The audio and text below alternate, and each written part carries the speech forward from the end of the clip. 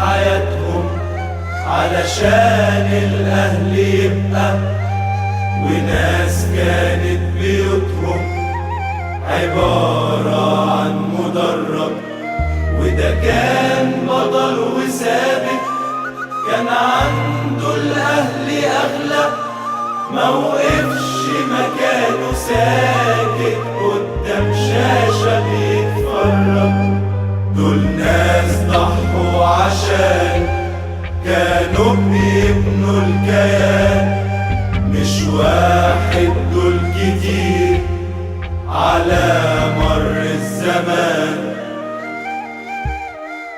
دي عقيدة ومش حاجة جديدة، أهلاوي بيحب ناديه، حب الأهل علينا فريضة، بالروح كمان نفديه.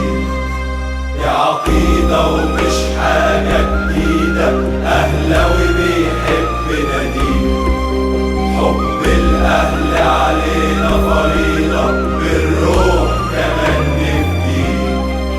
مش صفحة من كتاب، دول كانوا تاريخ لنادي، وفي لسه كتير شباب الموت بقى عنده عادي. دول ناس صورها باقية لسه في مدرجاتنا، وهتبقى في كل ناحية لآخر لحظة في حياتنا. وده كان لسه شباب، وفي ثانية عننا غاب، وبقينا بنقرا فاتحة على روح عبد الوهاب. ان انا اوعد النادي الاهلي بحاجه واخلفها، لان النادي الاهلي عقيدة ومش حاجة جديدة، أهلاوي بيحب ناديه، حب الأهل علينا فريضة، بالروح كمان نفديه.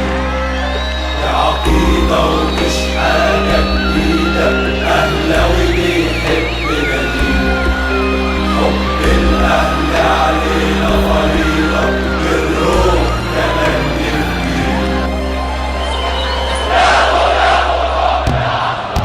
جمهور مرضاش يطاطي لأي تهديدات، وقالوا هيسافروا عادي ويسجلوا الاستاد.